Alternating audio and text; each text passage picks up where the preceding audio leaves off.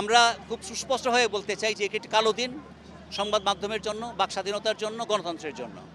শরীফ ওসমান হাদির দুঃখজনক মৃত্যুর ঘটনাকে কেন্দ্র করে আমাদের বিশ্বাস করা যুক্তিসঙ্গত কারণ আছে যে পরিকল্পিতভাবে একটি স্বার্থান্বেষী মহল এই সংগঠিত আক্রমণটি চালিয়েছে।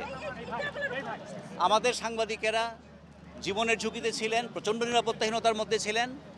তারা বাধ্য হয়ে পত্রিকা প্রকাশ না করে সাংবাদিকতা আমাদের অফিসের কাজ অসমাপ্ত রেখে তারা চলে যান এবং গত 27 বছরের প্রথম আলো প্রতিষ্ঠার পরেই প্রথম আজকে আমাদের পত্রিকা প্রকাশিত হয়নি এবং আমাদের অনলাইনও বন্ধ আছে কাল রাত থেকে। আমরা বলতে চাই যে এটি বাংলাদেশের বাক স্বাধীনতা, ভিন্ন মতের প্রকাশ এবং সংবাদ মাধ্যমের স্বাধীনতার উপরে একটি কঠিন আক্রমণ করা হয়েছে। একই সঙ্গে শুধু এটা প্রথম আলোর উপরে আক্রমণ নয়, একই সঙ্গে আমরা জানি ডেইলি স্টারের উপর আক্রমণ হয়েছে।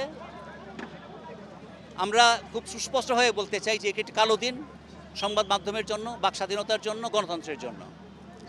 আমাদের বিশ্বাস করার যুক্তিসঙ্গত কারণ আছে যে আগামী নির্বাচনকে পথভ্রষ্ট করার জন্য এবং বাংলাদেশের ভাবমূর্তি, বাংলাদেশ সরকারের ভাবমূর্তি আন্তর্জাতিকভাবে এটাকে নেতিবাচক করে তোলার জন্য, ভাবমূর্তি ক্ষতিগ্রস্ত করার জন্য এই ঘটনাটি ঘটানো হয়েছে।